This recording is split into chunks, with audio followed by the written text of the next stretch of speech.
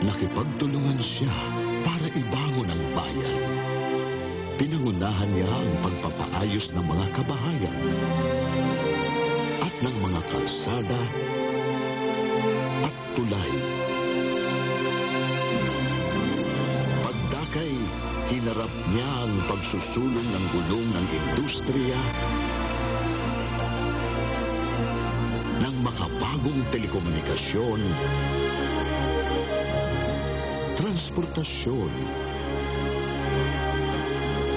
edukasyon,